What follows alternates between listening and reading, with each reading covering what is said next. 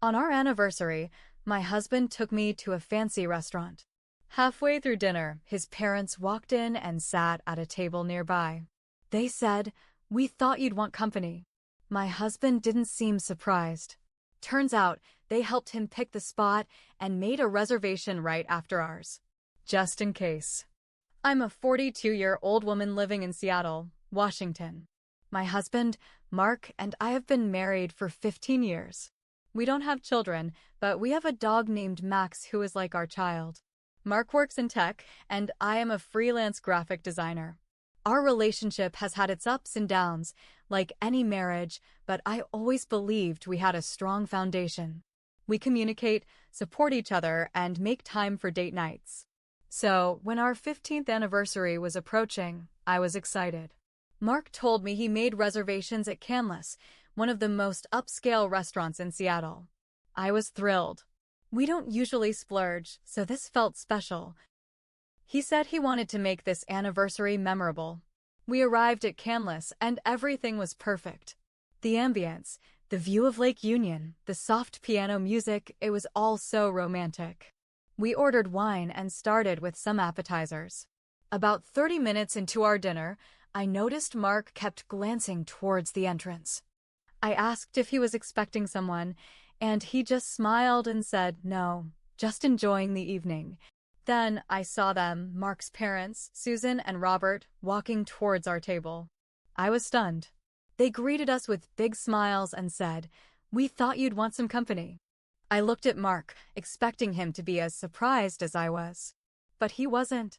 He stood up, hugged them, and said, "Glad you could make it?" I was speechless. This was supposed to be our romantic anniversary dinner, just the two of us. Now, his parents were joining us uninvited. They sat at a table nearby, not directly with us, but close enough to be part of our conversation. Throughout the dinner, they kept interjecting, asking questions, and sharing stories. It felt like a family gathering, not an intimate anniversary celebration. I tried to hide my disappointment, but I was hurt. I had been looking forward to this evening, and now it felt hijacked. After dessert, I excused myself to the restroom. I needed a moment to collect my thoughts. When I returned, I overheard Susan telling Mark, "I'm glad we came. It's important to celebrate these milestones together." Mark replied, "Absolutely. Family should be part of these moments." I felt a lump in my throat. I realized this wasn't a spontaneous visit. Mark had planned this with his parents. When we got home, I confronted Mark.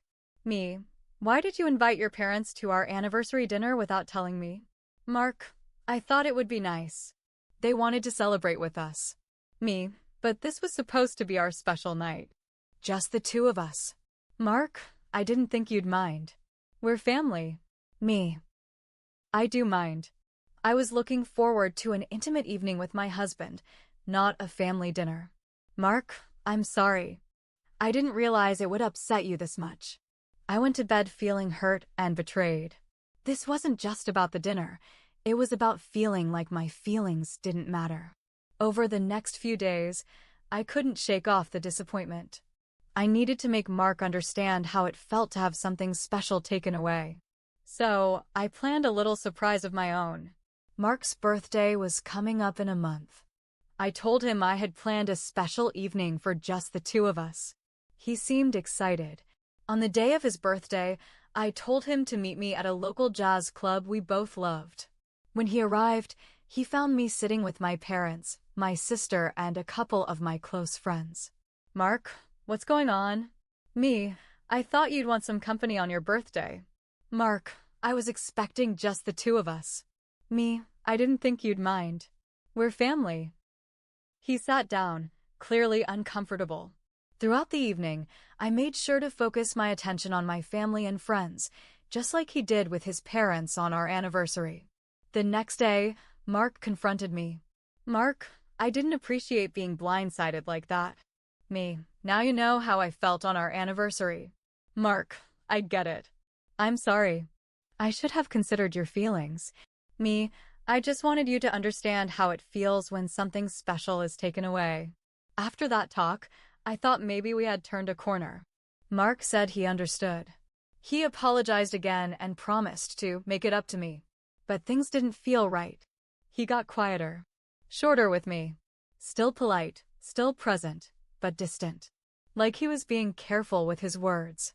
I thought maybe he was embarrassed. Or maybe feeling guilty. I tried to give him space. Then about 2 weeks later, I noticed he started coming home later. No big deal at first. He said work was stressful, project deadlines, a new guy messing up his code. Normal stuff. But it became every night. He'd come home tired, barely eat dinner, say he was too exhausted to talk, and go to bed. On weekends, he'd either sleep in or disappear to run errands for hours. He stopped planning things. Even stopped walking Max with me, which we used to do together every morning. I didn't jump to conclusions right away. I gave him the benefit of the doubt. Until I found the receipt. It was in his jacket pocket. A small, crumpled receipt from a wine bar in Capitol Hill. Dated last Wednesday, 9:23 p.m. He had told me he was working late that night. I stared at the receipt for a long time. My heart dropped. This wasn't a bar we ever went to. It wasn't near his office either. I didn't say anything that night. I just watched him when he got home. He looked worn out. Or maybe just pretending to look worn out. He kissed me on the cheek, muttered "long day," and went straight to bed. That night, I barely slept. I wasn't going to accuse him without proof. I didn't want to believe he was lying. But something had shifted. Something was off. The next morning, I called in sick. I needed time to think, to plan. I went through his stuff. I know how that sounds. But after 15 years of marriage, after the anniversary dinner thing, after the cold shoulder and the lies, I needed answers. I checked his laptop first. He's careful, but not careful enough. In his browser history, I found the wine bar's website. Visited 3 times in the past month. I found an Uber receipt in his email, too. Dropped off at the same bar. He was going there regularly. And lying about it. I didn't find anything else, no messages, no pictures, no names. Just the evidence that he was going somewhere and not telling me. I needed to see for myself. The next Wednesday, I told him I had a client dinner and would be home late. I kissed him on the cheek and left around 6 p.m. I parked near his office and waited. Sure enough, around 6:45 p.m., I saw him walk out of the building. He didn't go to his car. He didn't even look around. He called a rideshare. I followed. The car took him straight to that same wine bar in Capitol Hill. I waited 5 minutes and then walked in. I didn't go up to him. I stayed by the bar, hidden behind a plant. And there he was, sitting at a small table, across from a woman. She was maybe late 20s, stylish, dark hair. She was laughing at something he said. Her hand touched his arm when she leaned in. It didn't look like a business meeting. It didn't look casual. They looked comfortable, familiar. I watched for maybe 20 minutes. Then I left. I didn't sleep that night. My hands were shaking. My chest felt tight. I didn't even cry, I was too stunned. The next morning, I put the receipt on the kitchen table. When Mark came in for coffee, I sat down across from him. "Who is she?" I asked. He froze. His eyes went straight to the receipt. He didn't even ask, "What are you talking about?" He just stared. "I followed you last night," I said. "To the wine bar. I saw you with her." He rubbed his face and sat down slowly. "It's not what you think," he said. I didn't say anything. I just stared. "She's just someone I talk to," he said. "A friend." I laughed. A bitter, tired laugh. "Does your friend know you're married?" He looked away. Over the next hour, Mark tried to explain. Said she was a coworker. Said she was going through something. Said he just needed to get out of his head. Talked about pressure. Expectations. Feeling like we were stuck. I listened. Not because I believed him, but because I needed to hear how far he'd go. He never said her name. Never admitted anything happened. But he didn't deny it either. Didn't apologize. Didn't even try to reassure me. He just kept talking about how he felt. That was the moment I realized. This wasn't just about one dinner or one woman or one lie. This was about how little he actually saw me. After that talk, things didn't get better. They didn't get worse either. Just hollow. Mark didn't move out. He still slept in our bed, still made coffee, still walked Max a few times a week like nothing happened. But the tension between us was thick. We stopped talking about anything real. He didn't bring up the woman again. And I didn't ask. I was watching, waiting, not because I was hoping he'd come clean. I knew better. I was planning something else. But before I could act, something unexpected happened. It was a Friday afternoon. Mark had left his phone on the counter while he took a shower. He never does that. He's glued to that thing. I wasn't planning to snoop. I really wasn't. But then it buzzed. A preview popped up. Hey, that article you sent me about couples therapy really got to me. I want to talk more. No last name. Just, couples therapy? I opened the phone. The lock screen was off. There it was, a full thread. Dozens of texts going back weeks. Her name was Melissa. She was a coworker, but not just someone going through something. They weren't just meeting for drinks. They had talked about me. About our anniversary dinner. She even knew about his parents crashing it. Apparently, she helped pick the restaurant. I froze. She helped pick the place where I sat, dressed up for my anniversary, thinking it was a romantic surprise. And she knew he planned to let his parents ruin it. They weren't trying to surprise me. They were setting a stage for something else. That weekend, I visited Mark's parents. I didn't tell him I was going. Susan greeted me like nothing was wrong.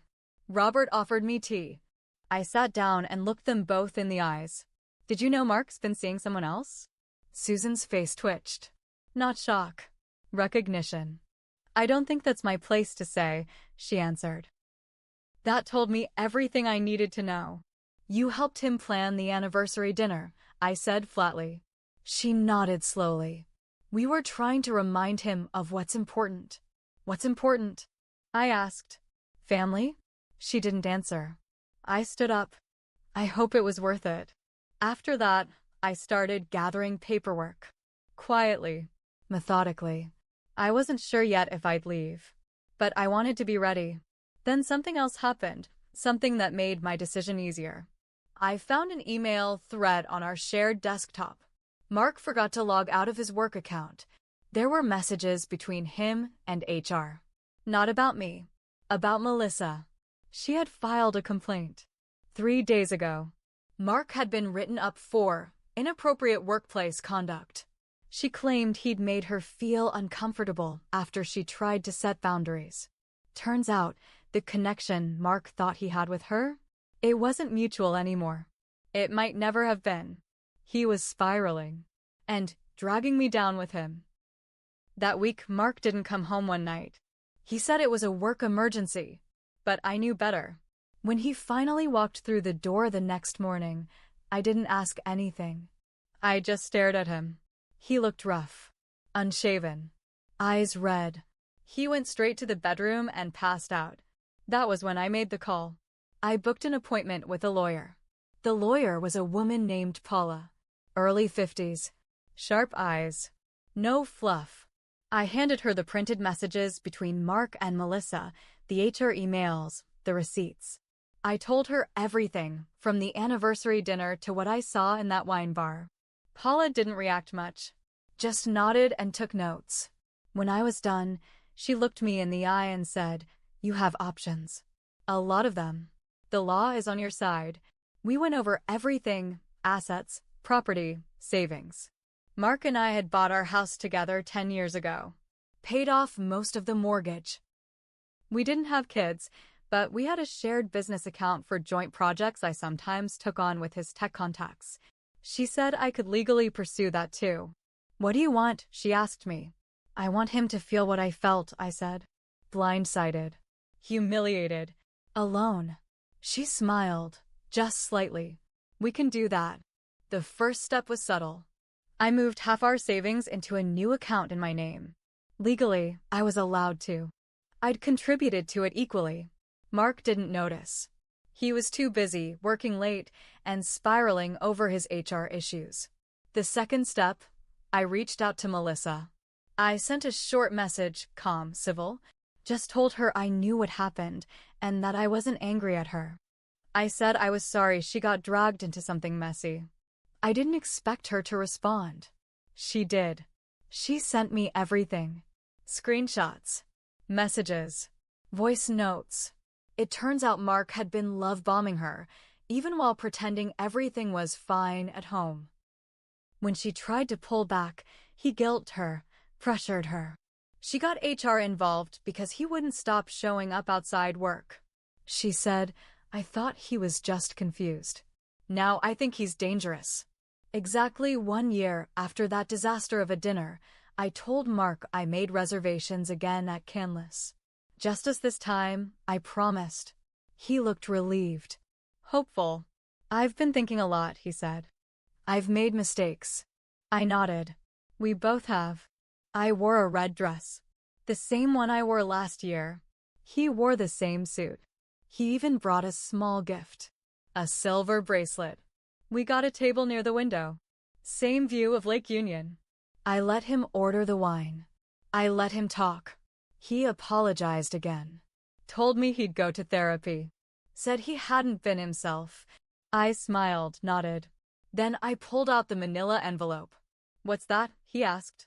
I slid it across the table. "My gift to you." He opened it.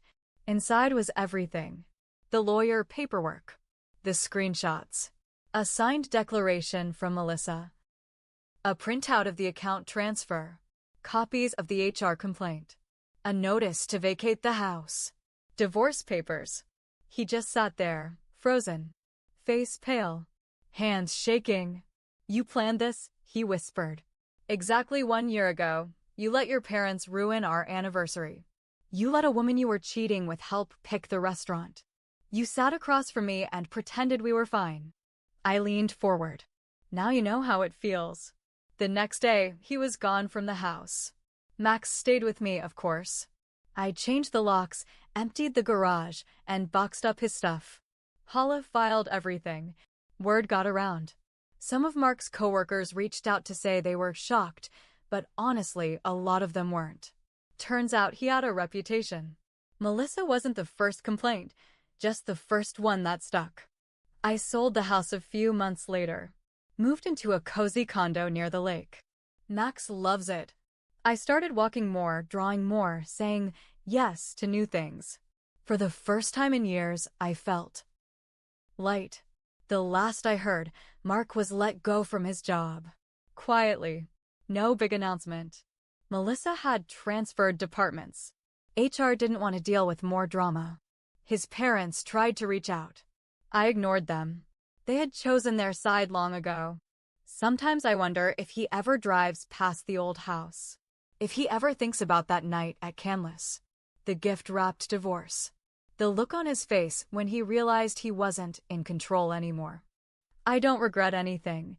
I made mistakes too. I waited too long. I stayed quiet too long. I let him walk over my boundaries in the name of peace. But not anymore. This story doesn't end with forgiveness. It ends with freedom. And honestly, that's the happiest ending I could ask for.